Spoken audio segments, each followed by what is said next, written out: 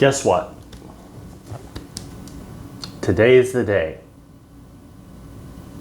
I told you I would share this story with you, but it took a little bit longer to get everything organized, and I've been a little bit busy lately. So it was probably in the spring of 2018 when I had met Barino and went through one of his expired boot camps. I think I did another one that summer. I started putting all the material together. You know, I ordered the postcards. I still have all this stuff. I must have ordered 10,000 of these things, I swear to God. And the brochures, which I still use, haven't really changed anything. The expired letters, I was able to download into a CMA called Exact Contact. I put everything together. I got my headset.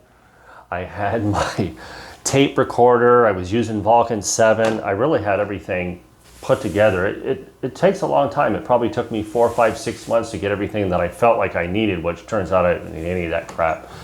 But I had it all together. I was making phone calls. It was between Thanksgiving and Christmas. This gal answered the phone. Her house had expired, and I went through the script, you know, verbatim, and got an appointment, put a package together, went over there. She was heading out the door. I left it there with her.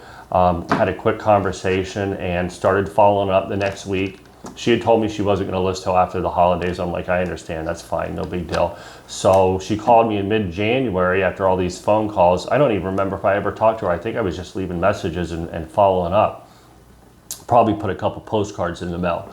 So after that, she had called me, went over sometime in mid-late February. I know she interviewed a couple other realtors. She called me, she's like, we want to use you.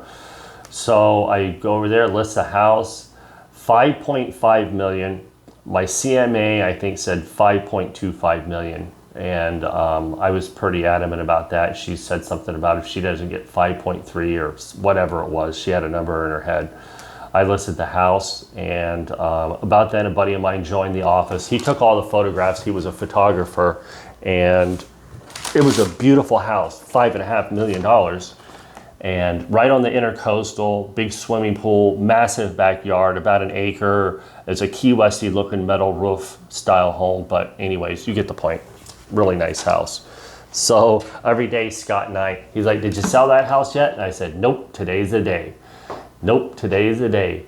9 months, a year and a couple months go by. I knew she was going to cancel the listing because she told me. She says, we're going to take the house off the market, let it rest for a while, and then put it back on. We didn't have a ton of showings in this price range. Sometimes we'd have 2 or 3 a month, sometimes 1.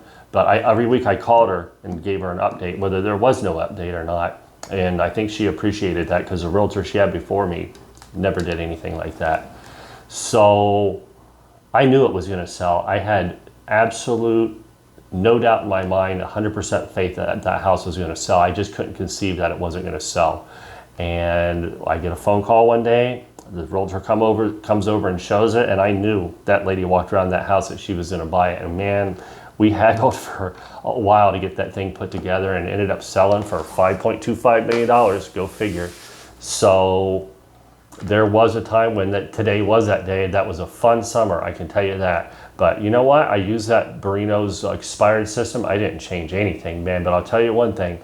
That money and that paycheck, and it was a big one too, 6 figures. That was a lot of fun, and it was worth it. But I made that money in the follow-up phone calls, not just the initial contact, but I followed up consistently. So anyways, today's the day.